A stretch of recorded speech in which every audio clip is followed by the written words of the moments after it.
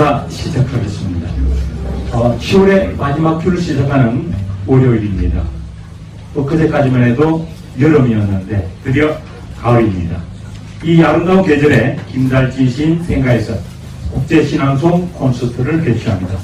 행사 진행 맡은 저는 안화수입니다. 인사드리겠습니다. 여러분 반갑습니다. 국내 시인과 세계 정상의 문학인 여러분께서 함께하는 국제신앙송 콘서트가 뜻깊은 시간이 되었으면 합니다. 이 행사는 한국문학관협회 지역문학관 특성화 프로그램 지원 사업의 문학동네 마실가자에 선정되어 더욱 큰 힘을 얻어 시행합니다.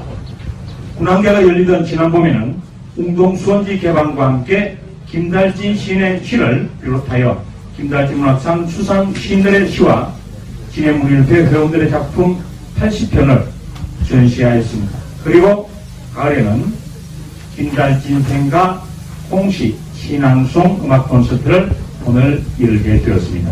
오늘 행사는 1부와 2부로 나누었습니다. 먼저 1부 행사로는 제16회 창원 CKC 국제문학상을 수상하신 이탈리아 라우라 가라바글리아 시장께서 문학에 대한 담론이라는 주제로 문학 특강을 하십니다.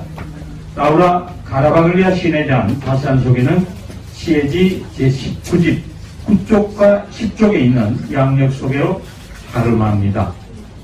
통역은 통번역가이신 조혜경 선생님께서 하시겠습니다. 특강 시간은 통역 시간을 포함해서 25분을 넘지 않도록 짧게 하겠습니다. 두 분 선생님 앞으로 모시겠습니다.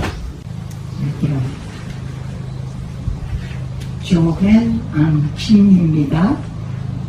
사오션허 요나꽃 Bonjour.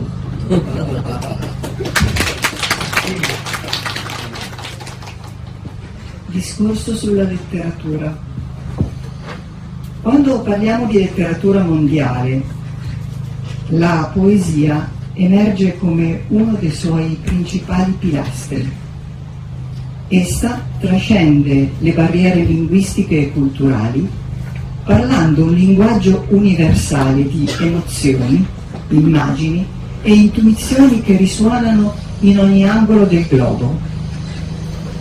Dalle epopee sumere ai bardi della Grecia classica, dagli haiku giapponesi ai sonetti del Petrarca, dai canti sufi agli hyanga e i sijō, la poesia ha sempre accompagnato l'umanità nel suo viaggio, documentando i suoi trionfi e i suoi fallimenti, le sue speranze e la sua disperazione. E parlando di tempi più recenti, rimanendo nell'ambito della poesia coreana, vorrei menzionare solo due poeti, Yoon Dong-kyu, la cui poesia intrisa di malinconia e speranza riflette il suo desiderio di libertà e giustizia, o Kim So-hol, il padre della poesia coreana moderna, i cui versi sono radicati nelle canzoni popolari tradizionali coreane ed esplorano il complesso sentimento coreano di Han. Questi sono solo due esempi, ma questa sorprendente armonia dimostra come la poesia sia capace di creare connessioni profonde tra culture apparentemente diverse, tessendo fili invisibili di reciproca comprensione.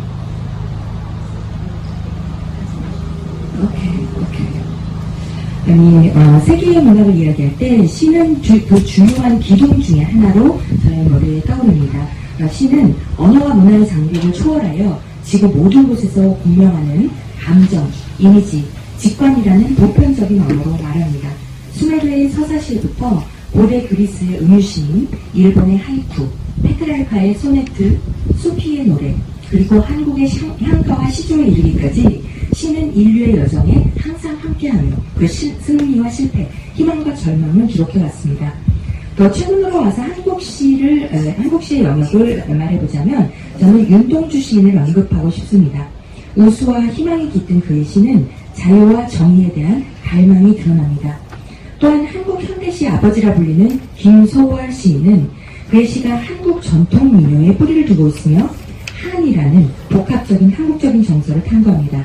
이 두 시인은 제가 든 예이며 이 외에도 수많은 훌륭한 시인들이 있습니다. 이러한 경이로운 공명은 시가 어떻게 겉보기에는 달라 보이는 문화들 사이에서 깊은 연결을 만들어내고 상호 이해라는 보이지 않는 시를 엮어낼 수 있는지를 보여줍니다.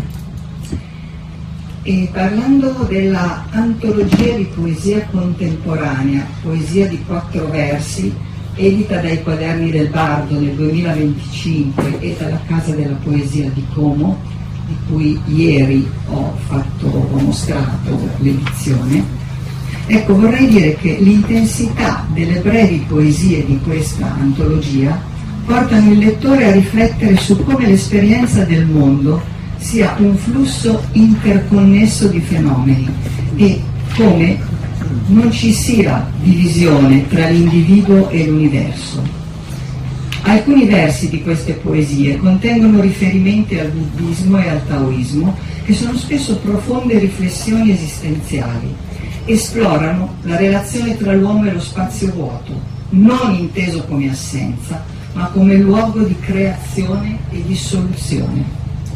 예, 어저께 잠시 제 감사 인사에서 말씀드린 적 있었던 이탈리아에서 출간된 한국의 현대 작가 12명의 시를 모은 작품집 현대 시선십 사행시에 보면 거기에 실린 강렬한 짧은 시들은 독자들로 하여금 세상의 경험이 어떻게 상호 연결된 현상의 흐름이며 개인과 우주 사이에는 구분이 없음을 성찰하게 합니다. 이 시들의 일부 구절에는 불교와 도교에 대한 언급이 담겨 있는데요. 이는 종종 깊은 실존적인 성찰을 담고 있으며 인간과 공 간의 관계를 탐구합니다. 이때 공은 부재가 아닌 창조와 소멸의 장소로서의 공간을 의미합니다. Questi poeti coreani con sensibilità diverse ma complementari incarnano perfettamente l'idea che la poesia, pur radicata in specifiche tradizioni, sia in grado di trascendere i confini geografici, linguistici e culturali e ci ricordano che esiste un'umanità condivisa, fatta di speranze, paure, amori e riflessioni, che trova la sua espressione più autentica e universale nella poesia. 예, 이 시인들은 서로 다르면서도 상호 보완적인 감수성을 통해 시가 비록 특정 전통에 뿌리를 두고 있을지라도 지리적, 언어적, 문화적 경계를 초월할 수 있다는 생각을 완벽하게 구현합니다. 그들은 우리에게 희망, 두려움, 사랑, 성찰로 이루어진 공유된 인류애가 존재하며 그것이 시 안에서 가장 진정성 있고 보편적인 표현을 찾는다는 사실을 일깨워줍니다. Parlerò ora, anche se in modo ovviamente non esaustivo, data la vastità dell'argomento, del ruolo della letteratura nella vita di ogni essere umano e per la società nel suo complesso. 예, 이제 저는 워낙 주제가 방대하기 때문에 모든 것을 다 다룰 수는 없지만 인간의 삶과 사회 전체에서 문학이 하는 역할에 대해서 한 6가지 정도로 말씀드리려고 합니다. Viviamo in tempi di grande difficoltà e incertezza internazionale. Le tensioni geopolitiche, i conflitti che scoppiano in varie parti del mondo, le crisi umanitarie ed economiche, le sfide ambientali globali, tutto ciò crea un clima di disagio che può facilmente generare sfiducia e disillusione. In un contesto così complesso e spesso angosciante, potremmo chiederci che ruolo possono giocare l'arte, la letteratura e la poesia in particolare? 예, 우리는 국제적으로 큰 어려움과 불확실성의 시대를 살고 있습니다. 지정학적인 긴장, 세계 곳곳에서 발생하는 분쟁, 인도적 경제적인 위기, 전 지구적인 환경 문제 등 이 모든 것이 불신과 환멸을 쉽게 낳을 수 있습니다. 이처럼 복잡하고 고통스러운 상황 속에서 우리는 스스로 되묻게 됩니다. 예술, 문학, 특히 시인은 도대체 어떤 역할을 할 수 있을까? Ma è proprio in tempi così difficili che l'arte, la letteratura, la poesia hanno una rilevanza cruciale. Svolgono un ruolo insostituibile nella vita dell'individuo e della società. Sono motore di comprensione, catalizzatore di empatia e strumenti di trasformazione. 바로 이처럼 어려운 시기에 예술과 문학은 결정적인 중요성을 갖습니다. 개인과 사회의 삶에서 대체 불가능한 역할을 수행합니다. 그것들은 이해의 원동력이 되고 공감의 촉매제가 되며 또한 변화의 도구입니다. Mi focalizzerò adesso sulla letteratura, su alcuni punti. Primo punto, la letteratura come specchio e costruttrice di identità. La letteratura riflette l'anima di un popolo, le sue tradizioni, i suoi valori, le sue lotte e i suoi trionfi.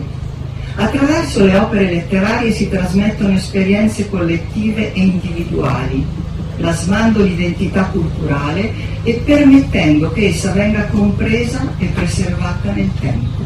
예, 이제 예술에서 범위를 좁혀서 문학에 초점을 맞춰 말씀드리겠습니다. 첫 번째, 문학의 정체성의 거울이면서 형성자로서의 역할입니다. 문학은 한 민족의 영혼, 전통, 가치, 투쟁, 그리고 승리를 반영합니다. 문학 작품을 통해 집단적, 개인적 경험이 전승되고 문화적 정체성이 형성되며 시간이 흘러도 그것이 이해되고 보존될 수 있게 합니다.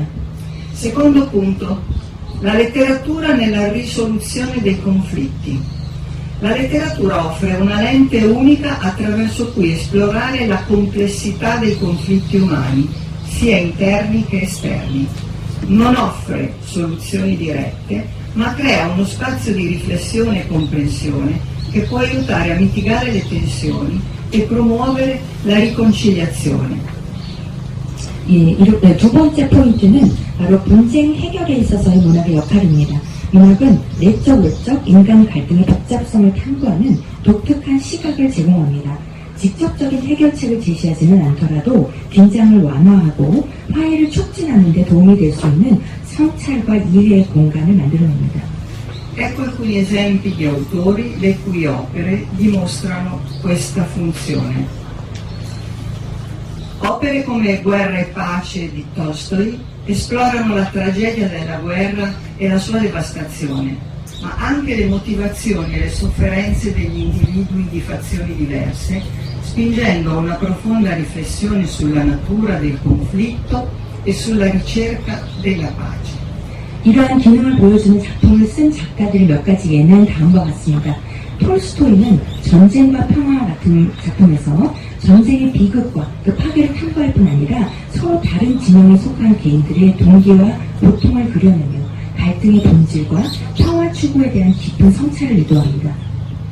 Attraverso le sue opere, Se questo è un uomo e La tregua, lo scrittore italiano Primo Levi ha offerto una testimonianza inestimabile degli orrori dell'Olocausto, costringendo il lettore a confrontarsi con l'estremo della disumanizzazione e al tempo stesso con la resilienza e la dignità umana. Il suo lavoro non risolve il conflitto, ma educa alla memoria e alla comprensione delle radici della violenza, rendendo meno probabile il ripetersi di tali atrocità. 이탈리아 작가 프리모 레비는 이것이 인간인가와 휴전이라는 작품을 통해 홀로코스트의 참상에 대한 귀한 증언을 남겼습니다. 레비는 독자들의 극단적인 비인간화와 동시에 인간의 회복 탄력성 및 존엄성과 직면하게 하였습니다. 레비의 작업은 갈등을 해결하지는 않지만 폭력의 뿌리에 대한 기억과 이해를 도움으로써 그러한 잔악 행위가 반복될 가능성을 줄입니다. La poesia dei poeti italiani Giuseppe Ungaretti ed Eugenio Montale sulle guerre mondiali, pur esprimendo l'orrore e l'assurdità del conflitto, riesce a trasmettere un senso di solidarietà umana e di pietà che trascende le divisioni, invitando a riflettere sulla comune fragilità dell'uomo di fronte alla violenza. 주세페 웅가레티와 에우지니오 몬탈레가 세계대전에 대해서 다룬 시들은 갈등의 공포와 부조리를 표현하면서도 분열을 초월하는 인간적 연대감과 영웅을 전달하며 폭력 앞에서 공통된 인간의 취약성을 성찰하게 합니다. Molti autori analizzano le cause profonde dei conflitti, siano esse di natura sociale, politica, economica o psicologica, e questa analisi può aiutare ad identificare le dinamiche che portano allo scontro. 많은 작가들이 사회적, 정치적, 경제적, 심리적 성격들을 비롯하여 갈등의 근본 원인을 분석합니다. 이 분석은 충돌로 이어지는 역학을 식별하는 데 도움이 될 수 있습니다. Un esempio significativo di questo sono le tragedie greche come quella di Sofocle, l'Antigone o l'Ediporé o di Euripide, la Medea, che mettono in scena conflitti morali, etici e politici derivanti da leggi divine e umane contrapposte, mostrando la complessità delle scelte e le tragiche conseguenze dell'arroganza e dell'incapacità di scendere a compromessi. 그 예로 소포클레스의 안티고네, 오이디푸스 왕이나 에우리피데스의 메데아와 같은 그리스 비극이 있습니다. 이 작품들은 신의 법과 인간의 법이 대립하며 발생하는 도덕적, 윤리적, 정치적 갈등을 mu대에 올리며 선택의 복잡성과 오만함, 그리고 타협하지 못하는 태도의 비극적 결과를 보여줍니다. La letteratura può essere anche una forma, una cura dei mali dell'anima. Terzo punto. La letteratura è una forma di cura per l'anima, un rifugio e uno strumento per affrontare il dolore, la solitudine, l'ansia e la confusione. 세 번째로 말씀드릴 포인트는 바로 영혼의 병을 치유하는 문학입니다. 문학은 영혼을 위한 일종의 치유제이며 고통, 외로움, 불안, 혼란에 맞서는 피난처이자 도구입니다. Un esempio è la poesia del poeta e filosofo italiano Giacomo Leopardi, che offre una profonda riflessione sulla condizione umana e soprattutto sul dolore esistenziale. 한 예로 시인이자 철학자인 자코모 레오파르디의 시가 있습니다. 그의 시는 인간의 조건과 실존적 고통에 대한 깊은 성찰을 제공합니다. Parlando della letteratura russa, Dostoevsky, con le sue profonde indagini psicologiche e morali, può aiutare il lettore a confrontarsi con le zone d'ombra dell'anima umana e comprendere la natura del bene e del male e a trovare una forma di redenzione o accettazione. 도스토옙스키는 깊이 있는 심리적, 도덕적 탐구를 통해 독자가 인간 영혼의 어두운 영역과 마주하고 선과 악의 본질을 이해하며 일종의 구원이나 수용을 찾도록 돕습니다. Concetti di resilienza e speranza sono presenti ad esempio in opere come Il vecchio e il mare di Hemingway e possono infondere coraggio e determinazione di fronte alle avversità, mostrando la dignità della lotta umana. 어니스트 헤밍웨이의 노인과 바다 같은 작품에 나타나는 회복 탄력성과 희망은 역경에 맞서는 용기와 결단력을 불어넣어주며 인간 추정의 존엄성을 보여줍니다. Quarto punto, la letteratura come finestra sulla realtà. La letteratura è un potente mezzo per espandere la nostra conoscenza del mondo, superando i limiti della nostra esperienza diretta e sviluppando una visione più ampia e critica della realtà. 네 번째 포인트로 말씀드릴 점은 현실을 내다보는 창으로서의 문학입니다. 문학은 우리의 직접적인 경험의 한계를 넘어서 세상에 대한 지식을 확장하고 현실에 대해 더 넓고 비판적인 시각을 발전시키는 강력한 수단입니다. E qui voglio citare la poetessa e scrittrice Han Kang, vincitrice del premio Nobel per la letteratura nel 2024. La sua prosa è potente ed evocativa ed i temi affrontati nei suoi romanzi includono il trauma storico, la fragilità umana e le complesse connessioni tra il corpo e l'anima. 여기서 저는 2024년 노벨 문학상 수상자인 소설가 한강을 언급하고 싶습니다. 그녀의 산문은 강렬하고 환기시키는 힘을 가지고 있습니다. 그녀의 소설에서 다루는 주제에는 역사적 트라우마, 인간의 연약함, 그리고 몸과 영혼 사이의 복잡한 연결 등이 포함됩니다. E parlando di premi Nobel, in onore del nostro amico poeta Daniel Levente, cito qui lo scrittore Laszlo Krasznahorkai, che ha vinto ovviamente il premio Nobel quest'anno nel 2025. 예, 노벨 문학상에 대해서 말씀이 나왔으니만큼 올해의 노벨 문학상 수상자인 헝가리 작가 라슬로 크라스나호르커에 대해서 언급을 하고 싶은데요. 마침 여기에 우리 헝가리에서부터 오신 우리의 그 초대 시인이신 팔 다니엘 레벤테 씨가 여기 같이 와 계시기 때문에 헝가리에 다시 한번 축하의 말씀 드리고 싶습니다. Passando alla letteratura latinoamericana, a me molto cara, opere come Cent'anni di solitudine di Gabriel García Márquez immergono il lettore in un universo magico realista, profondamente radicato nella realtà e nella storia del loro continente, fornendogli un modo diverso di percepire il mondo. 예, 라틴 아메리카 문학으로 넘어가자면 가브리엘 가르시아 마르케스의 100년의 고독과 같은 작품은 독자를 마술적인 사실주의의 세계에 몰입시킵니다. 이 세계는 대륙의 현실과 역사에 깊이 뿌리내리고 있으며 독자에게 세상을 다르게 인식하는 방법을 제공합니다. La letteratura ha anche il potere di rivelare realtà nascoste o scomode, denunciare ingiustizie sociali, dare voce ai dimenticati e illuminare aspetti della realtà che potrebbero essere ignorati o censurati dai media tradizionali. 문학은 또한 숨겨지거나 불편한 현실을 드러내고 사회적 도리를 고발하며 잊혀진 이들에게 목소리를 부여하고 전통적인 미디어가 무시하거나 검열할 수 있는 그러한 현실의 측면들을 조명하는 힘을 가지고 있습니다.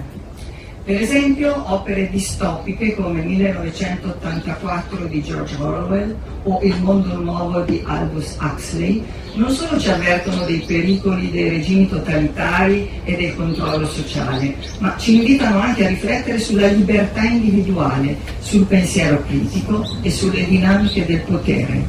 예를 들어 조지 오웰의 1984나 올더스 헉슬리의 멋진 신세계와 같은 디스토피아 작품들은 전체주의 정권과 사회 통제의 위험에 대해 경고할 뿐만 아니라 개인의 자유, 비판적 사고, 그리고 권력의 역학에 대해 성찰하도록 합니다. Altre opere come quelle di Charles Dickens come Tempi difficili o Oliver Twist, oppure di Giovanni Verga, grande italiano verista, nel romanzo di Malavoglia, rivelano le dure condizioni di vita dei poveri e dei lavoratori, contribuendo a sensibilizzare l'opinione pubblica e in alcuni casi a innescare riforme sociali. 찰스 디킨스의 어려운 시절이나 올리버 트위스트, 그리고 또 위대한 이탈리아의 사실주의 작가인 조반니 베르가의 말라볼리아가 사람들과 같은 다른 작품들은 가난한 사람들과 노동자들의 힘겨운 삶의 조건을 드러내며 여론을 환기시키고 어떤 경우에는 사회개혁을 촉발하는 데도 기여했습니다. Quinto punto, la letteratura come agente di cambiamento sociale. 예, 다섯 번째로 말씀드릴 포인트는 사회 변화의 매개로서의 문학입니다. A questo proposito vorrei menzionare Mario Vargas Llosa, che è mancato poco tempo fa, premio Nobel anche lui per la letteratura, che ha più volte ripreso e sviluppato le idee di Jean-Paul Sartre riguardo la funzione della letteratura stessa. Lo scrittore peruviano credeva fermamente che la letteratura abbia la capacità intrinseca di cambiare la coscienza degli individui. Questo cambiamento è il primo fondamentale passo verso un cambiamento sociale a lungo termine. La parola, in breve, agisce sul pensiero e sul sentimento prima di manifestarsi in azioni collettive. 이와 관련하여서는 노벨 문학상 수상자인 마리오 바르가스 이오사를 언급하고 싶습니다. 그는 문학의 기능에 관한 장폴 사르투르의 사상을 여러 차례 재해석하고 발전시켰습니다. 페루의 작가인 이 바르가스 이오사는 문학이 개인의 의식을 변화시키는 내재적 능력을 가지고 있다고 굳게 믿었습니다. 이 변화는 장기적인 사회 변화를 향한 첫 번째이자 근본적인 단계입니다. 요컨대 말은 집단적 행동으로 나타나기 전에 생각과 감정에 작용합니다.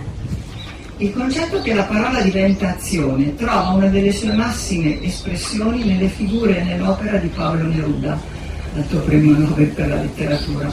La sua poesia non fu mai disconnessa dalla realtà, ma profondamente radicata nella storia, nella politica e nelle lotte dei popoli latinoamericani, come ad esempio in Canto Generale.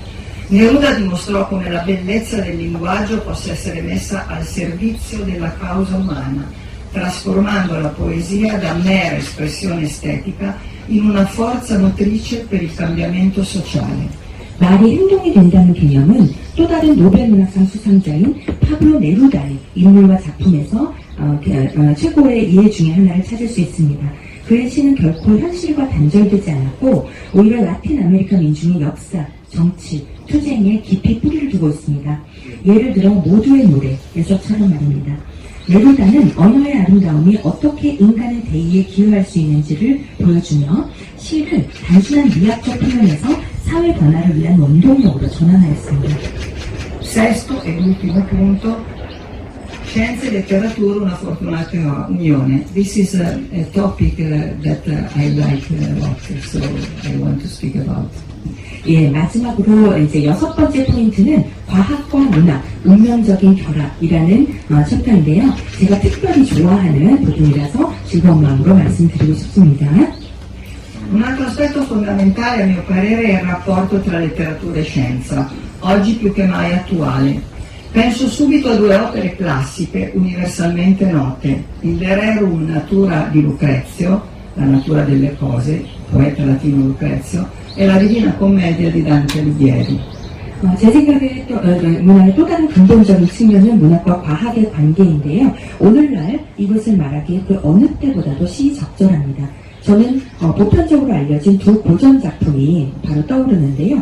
라틴 시인 루크레티우스의 사물의 본성에 관하여와 단테 알리기에리의 신곡입니다. Il monumentale poema didascalico De Rerum Natura sulla natura delle cose di Lucrezio è uno degli esempi più antichi e illustri della fusione di poesia e scienza. Il suo intento era spiegare i principi della filosofia epicurea e della fisica atomica ai suoi contemporanei, liberandoli dalla paura della morte e degli dei. In versi di straordinaria bellezza Lucrezio descrive il funzionamento dell'universo, il movimento degli atomi, la formazione dei corpi, l'essenza dell'anima e i fenomeni naturali. È un testo in cui la precisione scientifica, ovviamente per l'epoca, si combina con un'ardente passione poetica e filosofica. E quest'opera dimostra come la poesia possa essere veicolo di conoscenza scientifica e di profonda riflessione. 루크레티우스의 기념비적인 교훈시 사물의 본성에 관하여는 시와 과학의 융합에 가장 오래되고 저명한 시내 중 하나입니다. 그의 의도는 동시대 사람들에게 에피쿠로스 철학과 원자 물리학의 원리를 설명하여 그들을 죽음과 신들에 대한 두려움에서 해방시키는 것이었습니다. 놀랍도록 아름다운 19속에서 루크레티우스는 우주의 작동 원리, 원자의 움직임, 물질 형성, 영혼의 본질, 그리고 자연 현상을 묘사합니다.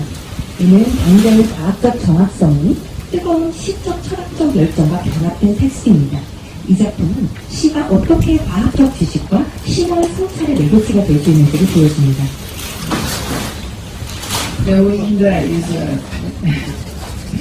La Divina Commedia è un'opera di Dante Alighieri, ovviamente, che pur essendo primariamente teologica e filosofica, è intrisa delle conoscenze scientifiche e cosmologiche del suo tempo. Dante non era uno scienziato in senso moderno, ma la sua opera riflette la visione del mondo dell'Europa medievale, profondamente influenzata dalla cosmologia tolemaica e dalle conoscenze astronomiche ereditate dall'antichità classica e araba. Nella commedia la struttura dell'inferno, del purgatorio e del paradiso è definita geometricamente e astronomicamente. Dante usa un linguaggio che, pur poetico, mostra una profonda familiarità con le conoscenze scientifiche europee del XIII e XIV secolo. La sua opera è una sintesi enciclopedica del sapere medievale, dove la scienza, allora parte integrante della filosofia naturale, gioca un ruolo fondamentale nella costruzione di un universo simbolico e teologico. 단테의 신곡은 주로 신학적이고 철학적인 작품이지만 그 시대의 과학적 우주론적인 지식이 스며들어 있습니다. 단테는 현대적 의미의 과학자는 아니었지만 그의 작품은 프톨레마이오스가 주장한 우주론과 고전 고대 아랍으로부터 계승된 천문학적 지식에 깊은 영향을 받은 중세 유럽의 세계관을 반영합니다. 신곡에서 지옥, 연옥, 천국의 구조는 기하학적이고 천문학적으로 정의됩니다.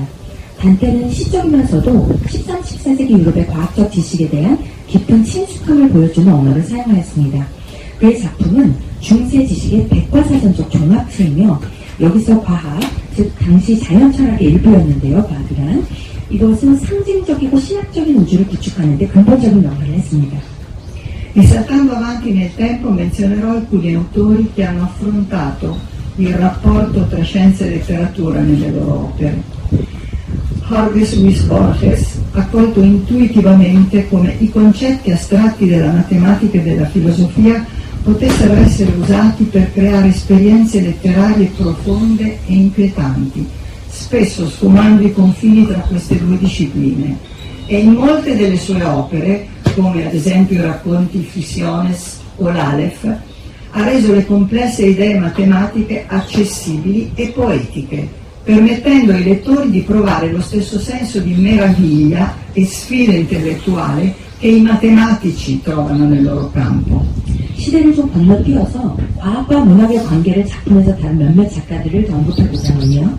호르헤 루이스 보르헤스는 수학과 철학의 추상적 개념들이 어떻게 깊고 불안을 자아내는 문학적 경험을 창조하는 데 사용될 수 있는지를 직관적으로 포착했으며 종종 이 학문들 사이의 경계를 모호하게 만들었습니다. 픽션들이나 알레프의 일부 단편과 같은 많은 작품에서 그는 복잡한 수학적 아이디어를 접근 가능하고 시적으로 만들어서 독자들이 수학자들이 자신의 분야에서 느끼는 것과 같은 경이로움과 지적 도전을 독자들이 경험하게 했습니다. I racconti del grandissimo scrittore italiano Italo Calvino, intitolati Le Cosmiconiche e T con Zero, sono l'esempio più eclatante della sua narrativa scientifica.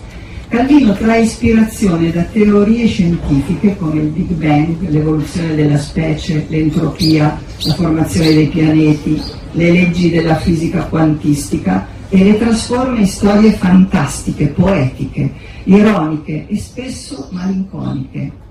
La scienza diventa non solo uno sfondo, ma un trampolino di lancio per l'immaginazione. Calvino fu fortemente influenzato dalla cibernetica e dalla teoria dell'informazione, che vedevano la letteratura come un sistema di segni e possibili combinazioni. Altri esempi sono, sempre delle sue opere, Il Castello dei Destini Incrociati o Se una notte d'inverno un viaggiatore. In queste opere la struttura stessa del testo è un gioco di parti interconnesse, possibilità, variazioni, quindi il calcolo e la permutazione, quasi come un algoritmo letterario. 이탈로 칼비노의 단편들인 우주 만화와 제로 사냥꾼은 그의 과학적인 서사에 가장 두드러진 예입니다. 칼비노는 빅뱅, 종의 진화, 엔트로피, 행성의 형성, 양자 물리학의 법칙 등 과학 이론에서 영감을 얻어 이를 환상적이고 아이러니하며 종종 우수에 찬 이야기로 변모시킵니다. 과학은 단지 배경이 아니라 상상력을 위한 도약대가 됩니다.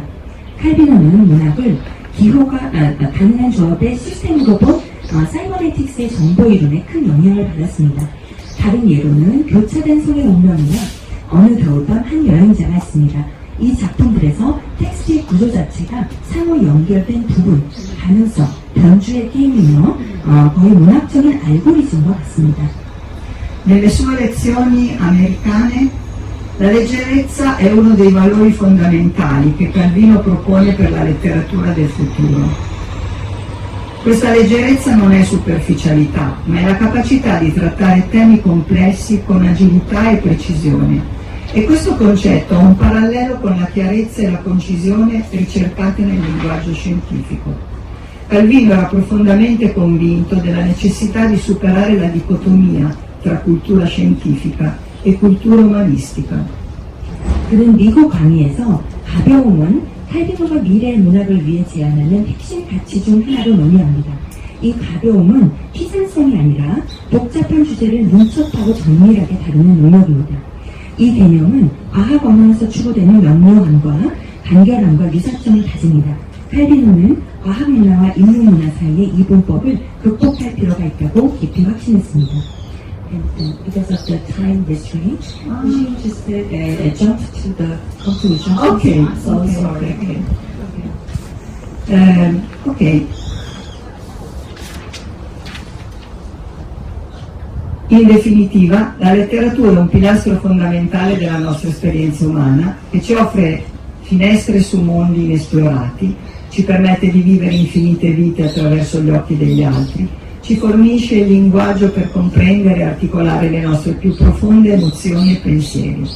Leggere significa espandere la nostra empatia, affinare il nostro pensiero critico, trovare risonanza nelle storie che ci collegano al passato, al presente e al futuro. In un mondo sempre più frammentato, la letteratura rimane un faro che illumina la complessità dell'esistenza e ci ricorda cosa significa veramente essere umano. 예, 말을 맺겠습니다. 궁극적으로 문학은 우리 인간 경험의 근본적인 기둥입니다. 우리에게 미지의 세계를 들여다보는 창을 제공하고 타인의 눈을 통해 무수한 삶을 경험하게 하며 우리의 가장 깊은 감정과 생각을 이해하고 표현할 수 있는 언어를 제공합니다. 독서는 우리의 공감 능력을 확장하고 비판적 사고를 연마하며 우리를 과거, 현재, 미래와 연결하는 이야기 속에서 운명을 찾는 것을 의미합니다. 점점 더 분열되는 세상 속에서 문학은 존재의 복잡성을 밝히고 진정으로 인간답게 산다는 것이 무엇을 의미하는지 우리에게 일깨워주는 등대로 남아있습니다. 감사합니다.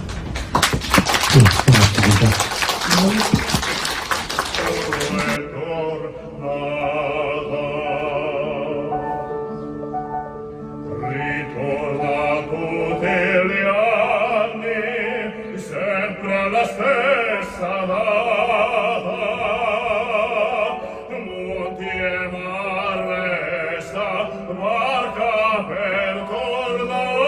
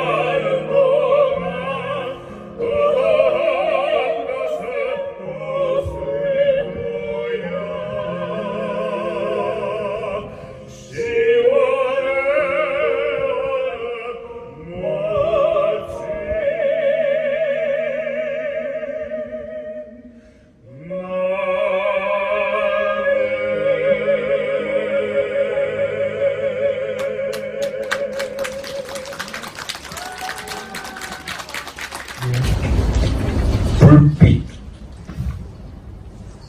기철, 밤 9시, 혼자인 그 여자, 집 앞 차 안에서 밝게 전화하고 있다.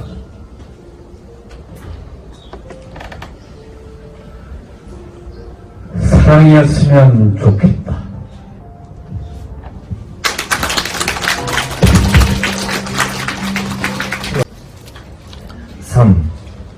청계천로 105번지. 여름은 늘 길고 뜨거웠다. 종로와 청계천이 나란히 서 있는 것도 모르던 나이에 처음 가투를 나간 제2차 청계피복노조 합법성 쟁취대회. 전경들을 피하느라 보도블럭 파편들 흩어져 있는 3일 고가도로 밑으로 뛰어내렸다. 쫓기고 쫓겨간 장충단 공원 너머 한남동 이태원 입구에서 끝내 전경버스에 실려 용산경찰서로 끌려갔다. 상으로 뛰어내려 달아나고 싶었지. 담벼락만 넘으면 자유가 기다리고 있을 것 같았지. 푸른 옷을 입고 근로기준법 해설서를 들고 막 벽에서 튀어나온 그를 만나러 청계천로 105번지로 간다. 이 결단을 두고 얼마나 오랜 시간을 망설이고 괴로워했던가. 지금 이 시각 완전에 가까운 결단을 내렸다. 나는 돌아가야 한다. 꼭 돌아가야 한다. 불쌍한 내 형제의 곁으로, 내 마음의 고향으로, 내 이상의 전부인 평화시장의 어린 동심 곁으로. 나를 버리고 나를 죽이고 감아 조금만 참고 견뎌라. 너희들의 곁을 떠나지 않기 위하여 나약한 나를 다 바치마. 너희들은 내 마음의 고향이로다. 어떤 죽음은 흔하고 값싸고 어떤 죽음은 영원히 성스럽다. 그를 처음 만났던 날부터 지금까지 풀지 못한 죽음의 수수께끼. 삶은 고통으로 가득 차 있고 목마른 사랑에서 이 고통은 오고 끝없는 이 고통을 끊어낼 수 있고 오로지 그 한계를 찾아내야 한다. 삶은 이미 죽음이 스며 있어 삶이라 하는 것을 카페 삶을 지나 멀리 봐 선매소가 보일 때까지 7월의 떼약볕 아래 청계천을 걷는다. 나는 아직 감옥에 갇혀있지 않고 월급 주는 자리에서 밀려나지도 않았고 단체의 제명 조치도 내려져 있지 않다. 다만 가파른 벼랑을 등에 지고 메마른 삶의 바람 속을 걸어갈 뿐이다. 삶을 넘어 영원히 푸르른 삶을 향하여. 감사합니다. 건망 때 대청에서 저녁 밥상을 일찍이 물리고 식후연이라며 할아버지가 건망께 연초를 재워 뻑뻑뻑 볼이 홀쭉해지며 빨아들였다. 담배를 다 태우면 다 태웠음을 만천하에 알리더니 건망대로 대청마루 모서리를 땅땅 치셨다. 그 소리가 신호입니다.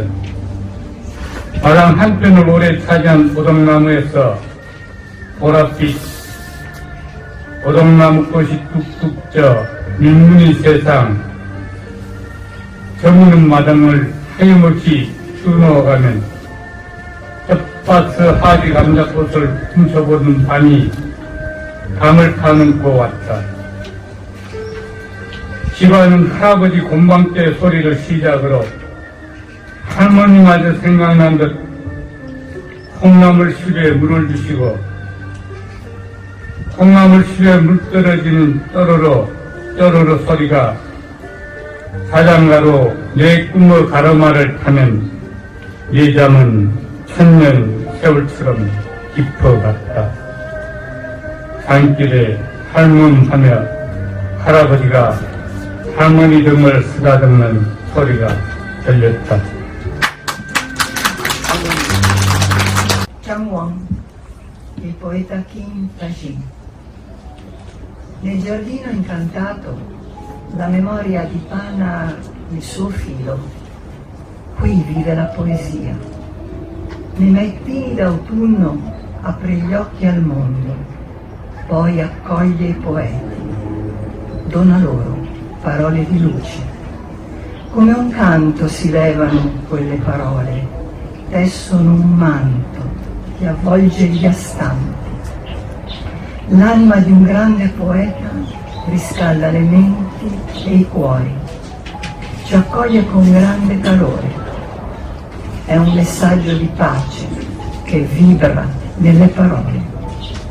Il grande poeta ci guarda e sorride dal suo cielo di luce.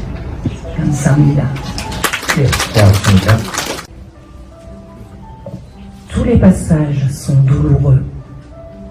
Mots comme braise de l'âme, le cœur mis plus à nu. L'amour d'où naît tout poème est indicible. Ramasser les morceaux, les mettre dans ses poches ou se les coller dessus comme des paquets de glaise. On ne ramasse pas les morceaux. Poussière d'une ancienne sculpture, ils en gardent la mémoire. Je suis ta part de haine, ce que tu ne veux pas porter. Je suis ta solitude et ta peur. Après, je me tais. Après, plus jamais. Tu vas l'avoir en face, le prix de ce sourire, le prix de ce regard. Le prix de ton désir, c'est mon sang. C'est mon sang lorsque tu plonges en moi, que tu y prends ta dose d'ailleurs et d'illusion. Ça te suffit jusqu'à demain pour faire semblant, pour faire semblant. Je suis ta part de haine, je porte sans t'encombrer tes chagrins et tes doutes, des ombres compromises. Je suis une cerise sur des gâteaux. Je suis ta force et ta beauté, au prix fort de ma solitude, de la peur que tu jettes, au prix fort du néant. Je suis ta haine. Je suis les miettes qu'elle essuie sur la table de votre salon ou qu'elle jette dans le vent aux pigeons. 감사합니다. 빨간색 차만 보면 경남 통영 한 마을 빨간색 승용차 문에 누가 자꾸 돈을 끼워두고 사라진다. 며칠 전에 10,000원, 그전엔 50,000원, 오늘은 족발 담은 비닐봉지까지 꼬깃꼬깃 적은 마음 어찌하나 돌려줄 길 없어 지구대 찾았더니 폐쇄로 속 할머니 홀로 6남매 키운 치매 초기 아들 차와 같은 색 차만 보면 운전석 손잡이에 돈을 끼워 넣는다. 공부 못 시키는 것이 너무 미안해서 용돈하고 먹을 것 좀 놔두고 왔지. 그러면서 돌려받은 21만원 또 치마 속에 꼬깃꼬깃 접어넣는다. 감사합니다. 2주 비 없는 소리, 머리 없는 몸통, 입 없는 기서, 심장에 너와 기를까. 동력 바람이 일으키는 소용돌이 속으로 내가 꽃처럼 무너지듯 사라진 뒤 서투른 나의 언어와 슬픔이 충돌하는 동안 창밖에는 구름이 하얗게 타올랐다. 외투를 벗고 새 옷을 사러 가야지. 새것들이 질비한 거리에서 만나는 사람은 모두 새 사람. 새처럼 깃털이 달려 어디든 날아가는 새것에서는 나의 것 냄새가 난다. 나의 것 냄새에 배제된 모든 것들의 마지막 눈빛을 심어놓고 묵은 책장이 삐딱한 집을 빠져나와 새 집을 찾아가는 길. 오늘 처음 목격된 꽃분을 내 안에 들이고 번지수의 마음의 각도를 맞추니 한 발짝 더 나에게 가까워졌다. 천년의 복, 서령은 평소 몸속에 켜켜이 쌓인 눈이 천년 소리꽃으로 피어날 때까지 목숨을 건 기다림이 있어야 한다. 구름이 타는 겨울강을 건너야 한다. 하여 마침내 동토 오는 새벽을 맞으리니 북새를 잡아라. 둥둥 북을 쳐라.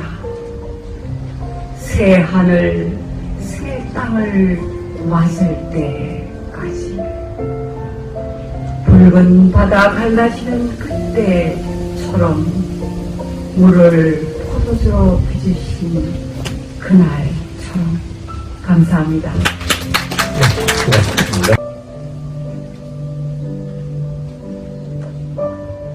몽골 겨울 그라피티 정미경.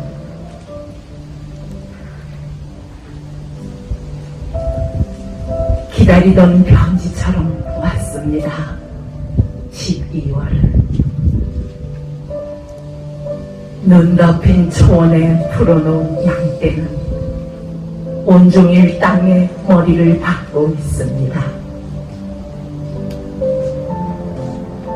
자연에서 얻지 않은 것은 없다고 일용할 양식을 구하느라 옮겨 다니지만 맥박은 그지없이 평온합니다.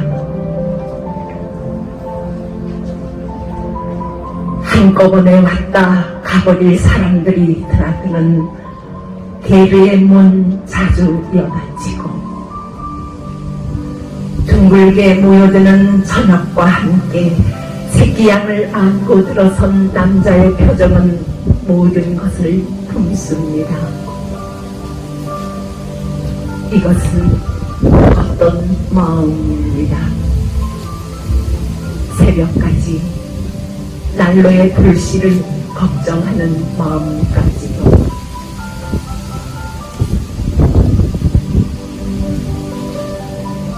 광야의 바람과 보이지 않는 짐승의 소리를 끌어와 리듬을 만들어냅니다. 꽁꽁 언 두 손이 흠이를 듣게 된 두 귀를 어루만집니다. 그날 밤 게르 밖의 별들도 둥근 몸으로만 빛났습니다.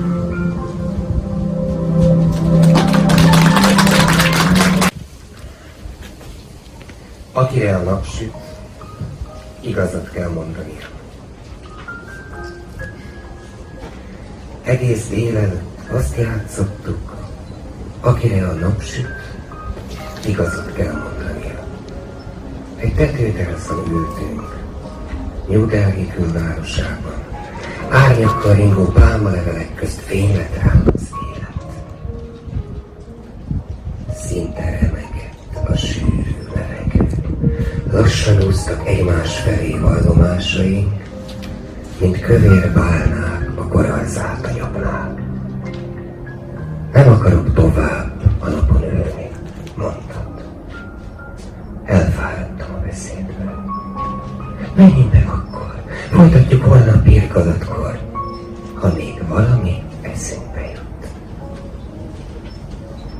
Felemelkedtél a szék fölé. Elgémberedett szárnyad majdnem a hibiszkuszbokrokba akadt. Gyere, aludj velem, s csukd be magad mögött az ablakot. Ne zavarjanak meg minket, se a kíváncsi sárga gyíkok, se a tolvaj természetű majomgyerekek.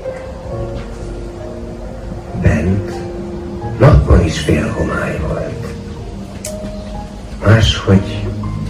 Máshogy nem lehet túlélni az egész életet.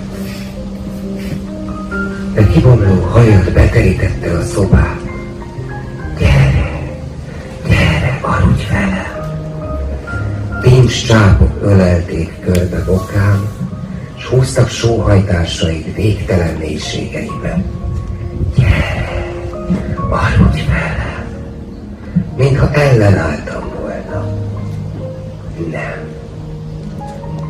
Szótalan szemed borostyán napjába néztem, míg el nem vakított teljesen. 사탕 하나 김수 늘 감내가 났다.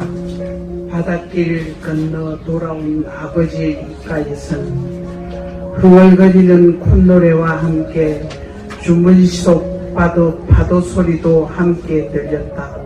사그락 바스락 잠결에 나는 그것이 밤바람 소리라고 생각했다.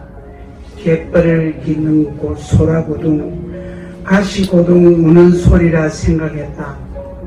별빛이 창가로 스며들 때 성게 불가사리 이야기 주어 오시던 아버지, 잠에서 깨어나 마른 침을 삼키면서도 나는 자는 척 뒤채곤 했다. 달콤한 사탕보다 더 달콤한 감내나는 아버지 콧노래 소리 들으며 아직도 그리운 아버지 주머니 속 바스락대는 물결 소리 들으며. 감사합니다. 서론을 달리다. 오늘 하늘에는 유난히 맑은 흰 구름이 서론처럼 끝없이 펼쳐져 있다. 나는 이글루에서 잠을 털고 나와 6마리의 사슴이 끄는 썰매를 타고 서론을 내달린다. 바이칼 호수보다 더 넓은 호숫가를 달리기도 한다. 사냥을 할 수도 있고 안 할 수도 있다. 가도 끝이 없는 눈길에선 정막도 얼어붙는다. 사람 하나 만나기도 어려운 백야에선 눈먼 사랑의 그리움도 눈에 묻혀버린다. 달리는 대로 길이 되는 생이다. 짐승이 울어도 허공뿐인 고요다. 다시 이글루로 돌아갈 때까지 나의 명상도 시선도 하얀 바람에 흩어져 날린다. 나는 살아있음으로 달리고 바람이 있음으로 저절로 고독에 순응한다. 내 삶은 다만 한편의 시다. 한 생애가 끝날 때까지 서론의 여백에서 자유자재로 내달려 살아온 더없이 맑고 깨끗한 숨결이 행간에 담겨진 시다. 누구든 나를 읽으려면 이글루에서 살아봐야 하고 서론을 달려봐야 하고 백야에 영혼이 닦여봐야 하리라. 별빛들이 가까이 쏟아져 내리는 한밤중에 호수 어디선가 얼음장 갈라지는 소리같이 날 부르는 더없이 긴장된 시 앞에서 온몸이 떨려봐야 하리라. 하지만 머뭇거릴 사이도 없이 생의 기쁨을 간직하리라. 나는 우선 하늘의 흰 구름이 사라지기 전에 6마리의 사슴을 쉬게 하고 한 편의 시를 넘긴다. 감사합니다. 동해와 만나는 6번째 길. 손정선. 가거운 골짜기마다에 이름 어울리는 웅태를 매달고 지도리가 없는 바람소리, 물소리 실어 나간다. 여행지 어느 안한편에도 적혀있지 않는 저 단풍. 계곡의 아름다움 직접 제 눈으로 마주치게 한다. 마음으로만 밟고 오르라고 온통 불붙는 절벽 사이 비집고 지나가면 너무가 통곡일까. 한 줄기 바람이 골짜기 아래까지 서늘한 생각 이때 묻는다. 길은 이곳에서 저곳으로 이어지는 생애의 한 이름일까.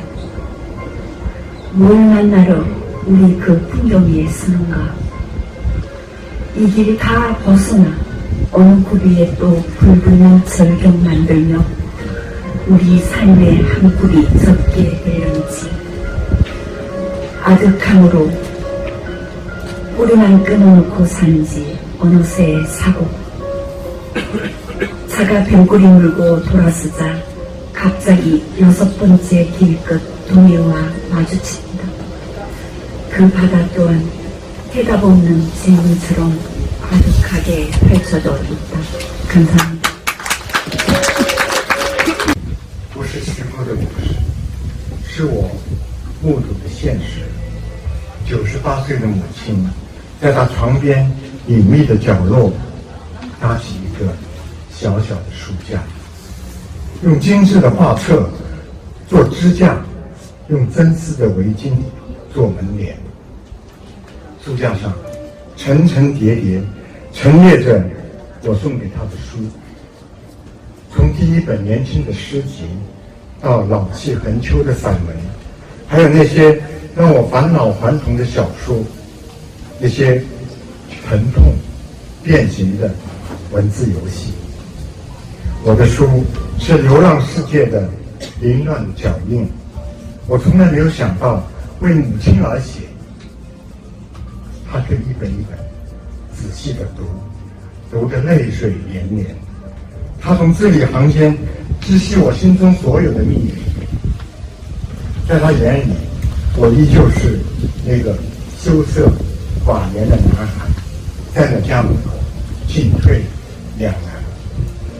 他当年送我出门，只想我早日回家，我却一意孤行，远走天涯，再也无法回到他的身边。此刻，在他的书架上，栖息着疲劳的归雁。母亲翻阅我的书，就像在安抚我受伤的翅膀，整理那些破损残缺的羽毛。是真实的故事，不是虚构的传说。我98岁的母亲，在她的床头搭起一个隐秘的书架。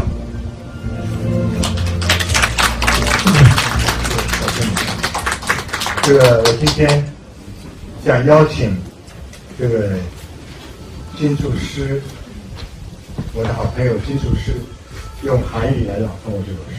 이 자리를 빌어서 저의 좋은 친구인 김구슬 교수님께 저희 시를 읽어달라고 부탁하고 싶습니다. 谢谢。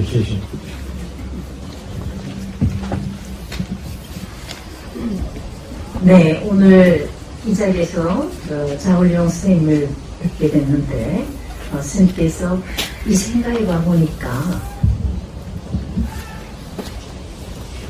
자신의 시 한 편을 이 시인의 딸인 제가 한 편을 읽어주면 정말 기쁜 일이고 의미 있는 일이 되겠다라고 말씀을 하시면서 시 두 편을 말씀하셨어요.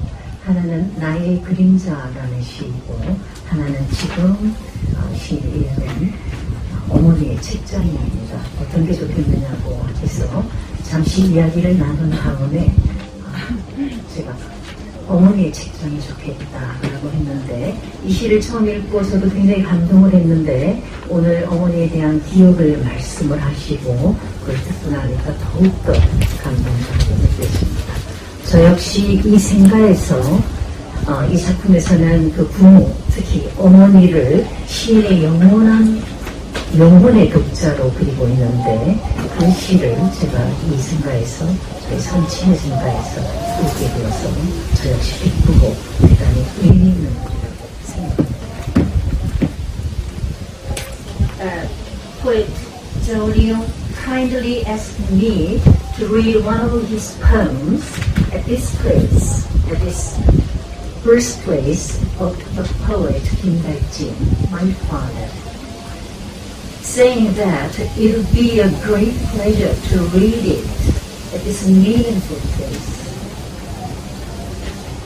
After discussing together a little while, we decided on the poem, My Mother's Bookshelf. For me as well, it would be a very meaningful thing to read it in this important place of my father. For this place filled with the poetic spirit and the soul of the poet.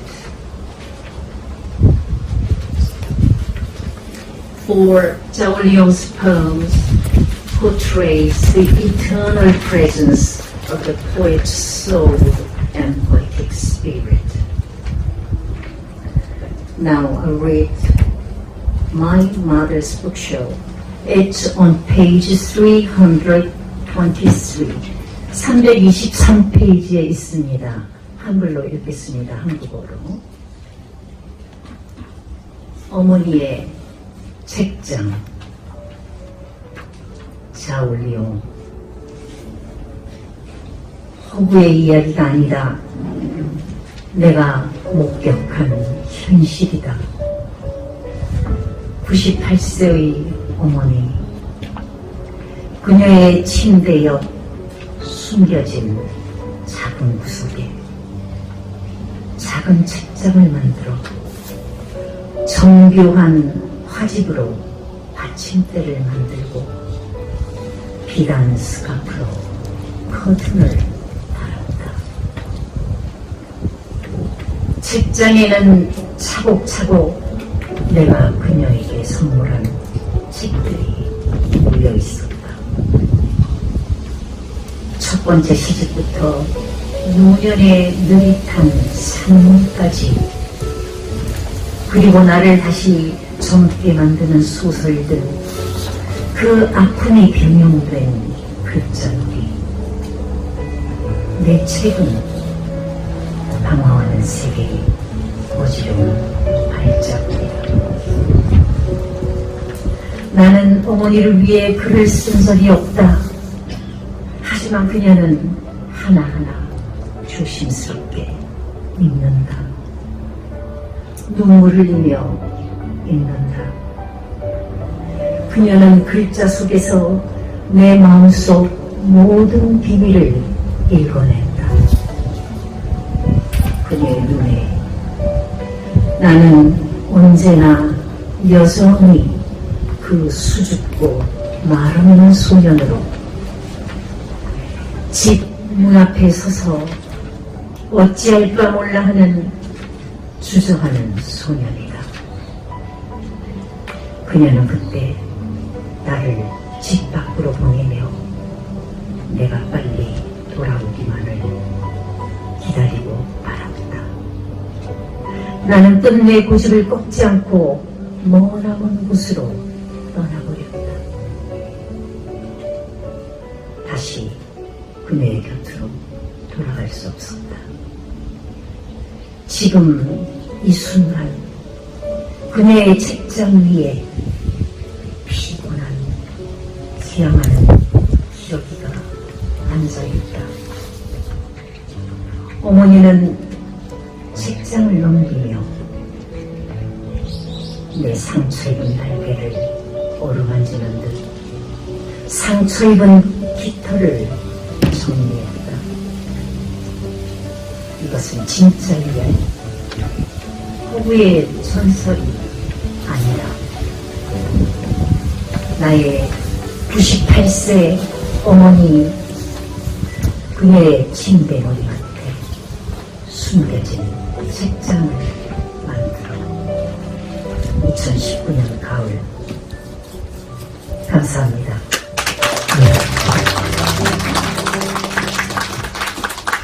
고독한 건물, 유박지.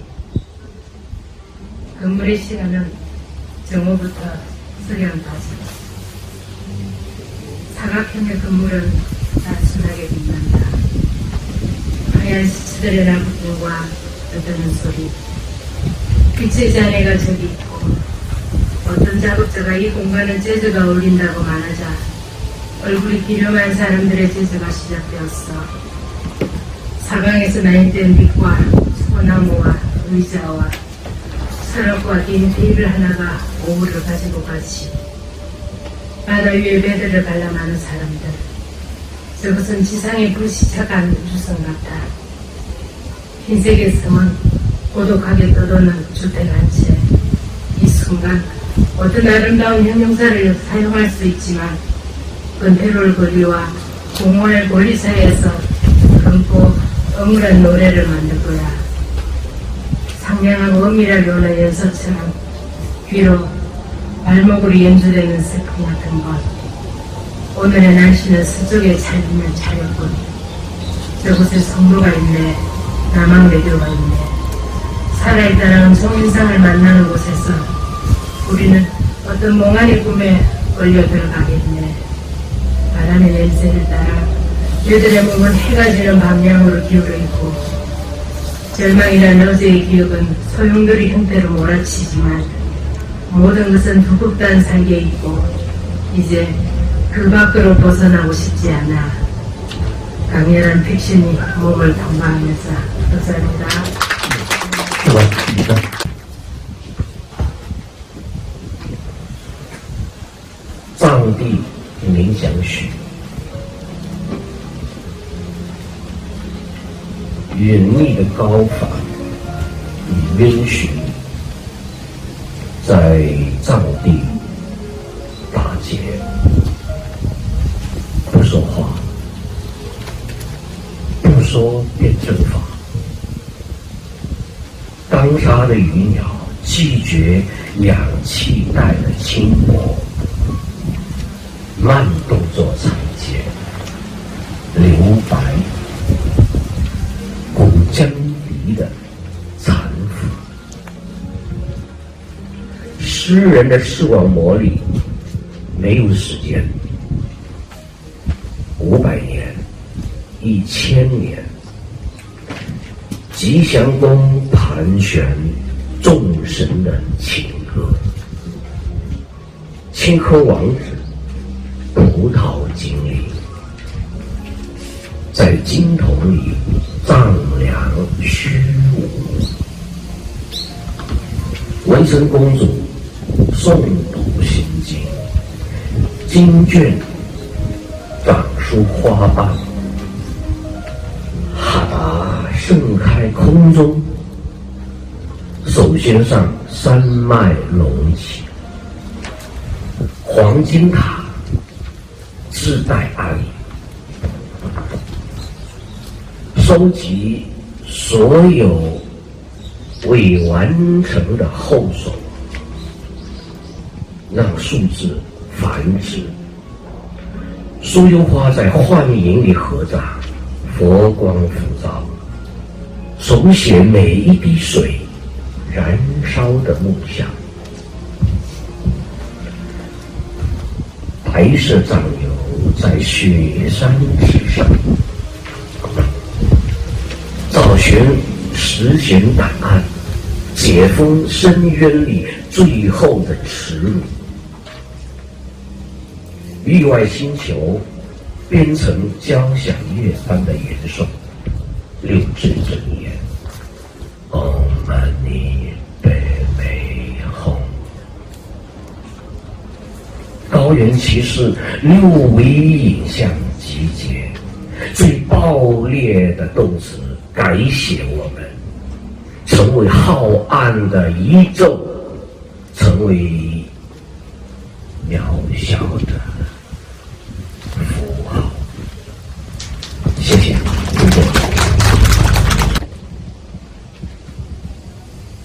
새벽 조재영 낮과 밤이 잠시 이별을 하는 사이 깊은 줄에 선 벚꽃가 울리는 사이 숲에선 자벌레 한 마리가 허리를 접었다 펴는 사이 살아온 날들을 가만히 되짚어 보는 사이 살아갈 날들을 가만히 기약하는 사이 내 안에 어둠이 밀려왔다 밀려가는 사이 사람 하나가 깊은 안개 속에 발이 빠지는 사이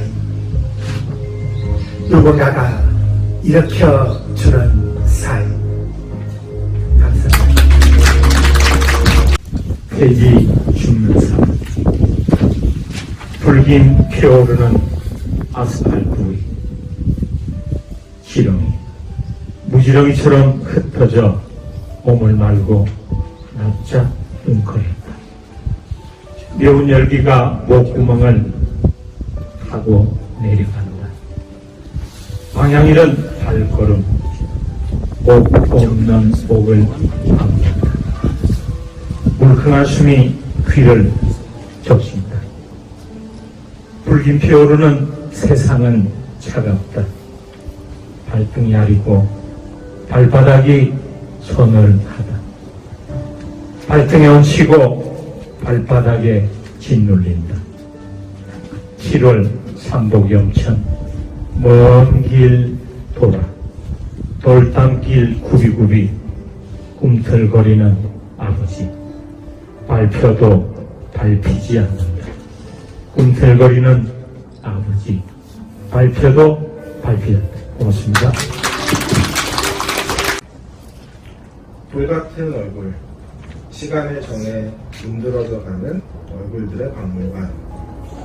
청동으로 된 이마가 있고 돌로 된 눈썹이 있고 석고로 된 입술이 있다. 아니, 청동으로 된 이마와 슬픔만 남은 얼굴이 있고 돌로 된 눈썹과 슬픔만 남은 얼굴이 있고 석고로 된 입술과 슬픔만 남은 얼굴이 있다.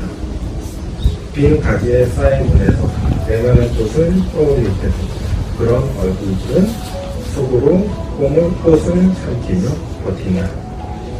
청동과 돌과 석고에 슬픔이 있는 얼굴 곁에 다가오는 어린아이들. 슬픔을 바라볼 겨를이 없는 이들이 무심히 지나가도 이마나 눈썹 아니면 입술만 남겨둔 채 투명한 두 손으로 얼굴을 감싸는 얼굴들. 당신들은 어떤 사람이었을까? 박물관 주변 식당에 청동으로 된 이마와 돌로 된 눈썹과 석고로 된 입술을 달고 삶의 정에 문드러져가는 사람들이 행복하게 저녁을 먹고 있다. 감사합니다. 어리버탄 날씨에도 2시간 반 동안 긴 시간입니다. 끝까지 함께 하신 여러분께 대단히 고맙습니다. 내년에는 더 좋은 프로그램으로 다시 만나겠습니다. 귀갓길 조심해서 가시기 바랍니다. 이상으로 국제신앙송 콘서트 김달진 생가 홍시 신앙송 음악 콘서트를 모두 마치겠습니다. 고맙습니다.